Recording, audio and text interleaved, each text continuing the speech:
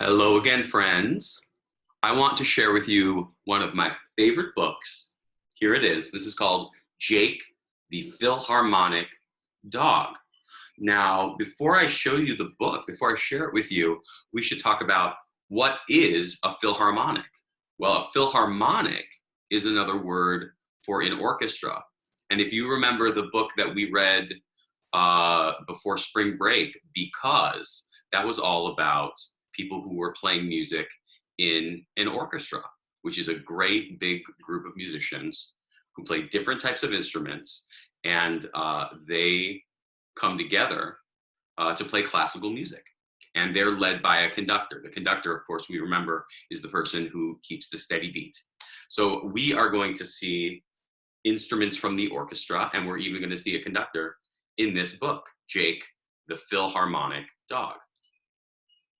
Some bones and some notes there. Here's the cover page. Jake, the Philharmonic Dog. And that building is meant to be Avery Fisher Hall at Lincoln Center in New York. That's where the New York Philharmonic plays.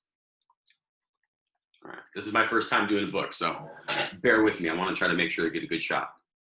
Roof, roof, roof, roof, roof. Richie thought the small black dog sounded like he was singing. One look at the little fellow swishing his tail back and forth was enough for Richie to know this was the perfect job for him.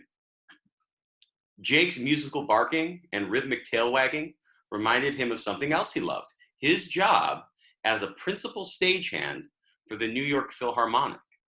The stagehands are the people who help the musicians. They bring the chairs and the music on and off stage and move some of the larger instruments. They're very important.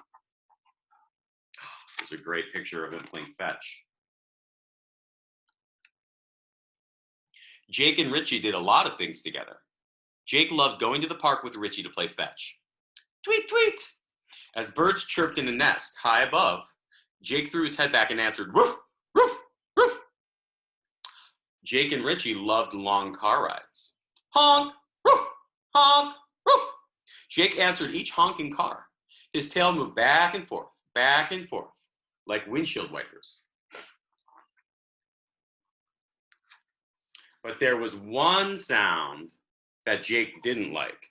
Thunder. I bet a lot of you have dogs who are afraid of thunder. Dogs really don't like it when there's a thunderstorm.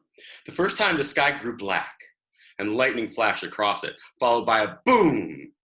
Jake's ears flattened. He went around and around in circles, his tail between his legs. Hey, pal, you want to play fetch? Richie threw a rolled up newspaper, but Jake didn't notice. Jake, want a biscuit, boy? Richie rattled the box of special treats, but Jake just whimpered. Richie didn't know what to do. Music usually helped him think. So he turned on the CD player. The sound of violins streamed through the air. Suddenly, Jake cocked his head and started thumping his tail back and forth, back and forth, back and forth. There you go. That's better, isn't it? Richie said, gently scratching Jake behind the ears. Who knew you liked music so much? You know what? I'm going to take you to work with me tomorrow. And they shook on it, hand and paw. I don't know if they really let you bring a dog to the Philharmonic, but it's fun in the story. Look, there it is, Lincoln Center. The next day, Richie and Jake drove to the grand concert hall. Jake lifted his ears as he entered the backstage area. So many new sounds, so many new scents. His eyes swiveled as a sea of legs weaved around him. Jake looked proudly at Richie as he set up chairs and music stands on the stage, putting sheets of music on each one.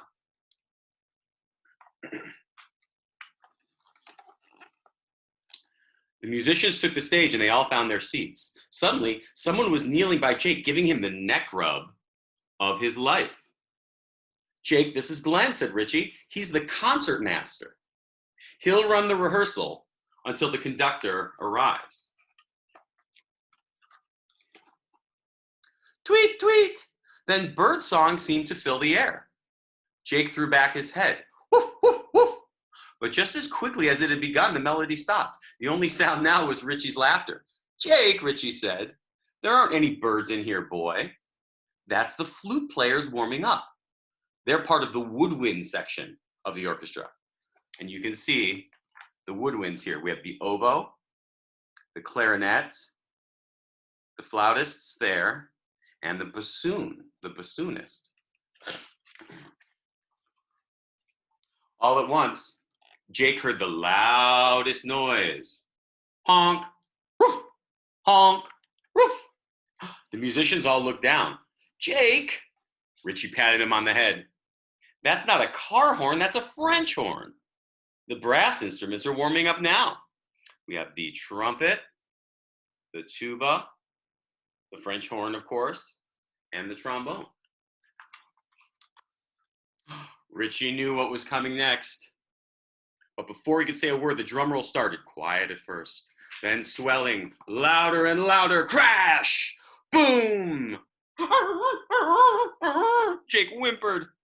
Everyone in the orchestra froze and watched, wide-eyed, as Jake turned quick circles off stage, his tail between his legs. Jake, it's not Thunder Boy. It's just the percussion section, Richie called out, but Jake didn't stop running in circles. Let's look at the percussion. Ooh, there's a xylophone, a big gong, timpani or kettle drums, big bass drum, and cymbals, and then the little triangle. I know that's Miguel's favorite, is the triangle. I promise when we get back to school, we're going to have a lesson with the triangle, Miguel. Oh, missed a page here. Glenn, quick. Have the string section play something, anything. Glenn signaled to the musicians, and the strings began to play with the violins, viola, cello, and the string bass, or the contrabass. As soon as he heard the soothing sounds of violins, Jake sat up straight and listened. His tail now wagged back and forth, back and forth. Good boy, Jake. The string section is your favorite, isn't it? Richie said, scratching Jake behind the ears.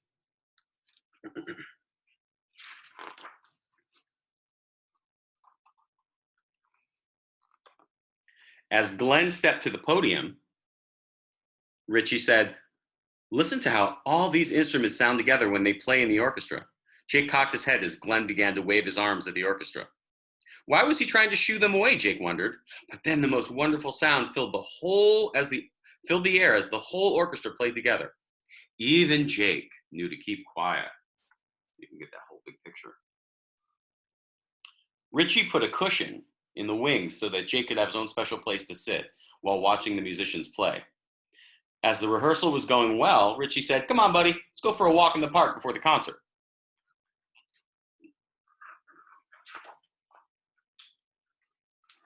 By the time they returned to the hall, Jake was kind of sleepy. I'll be back in a minute, boy. I need to take care of a few things, Richie said. Jake wandered lazily across the empty stage, waiting for Richie, sniffing a chair here, a music stand there. When he reached the podium, Jake saw something that perked him up a bit. A stick! Jake took it and wandered off the stage to find Richie so that they could play fetch. But there was Jake's plump new cushion, and he couldn't resist it. He yawned.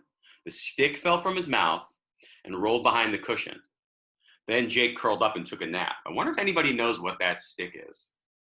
I'm not going to give it away, but I'll tell you it's a special stick. It's not a stick for a dog to play with. The sound of the orchestra warming up woke Jake a short time later. As he stretched, someone he'd never seen before walked onto the stage. The audience clapped, and the musicians picked up their instruments.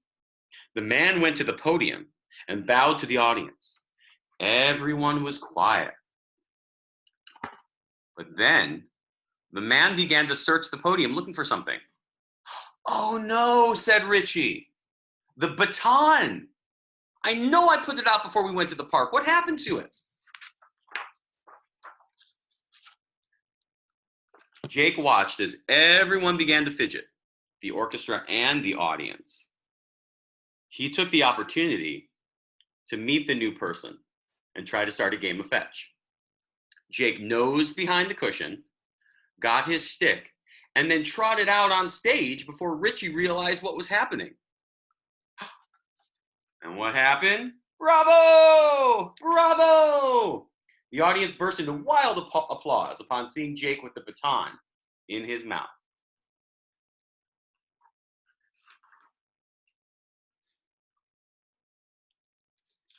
The conductor raised an eyebrow at his surprised guest.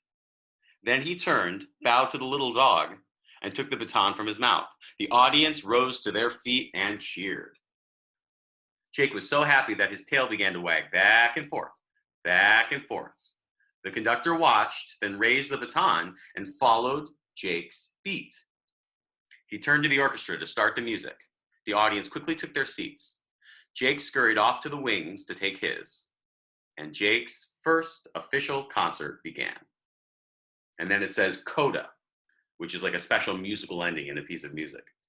From then on, Jake came to work with Richie every day. After all, the principal's stage paw had to bring the conductor his baton at the start of each performance. The end. I hope you enjoyed Jake, the Philharmonic Dog.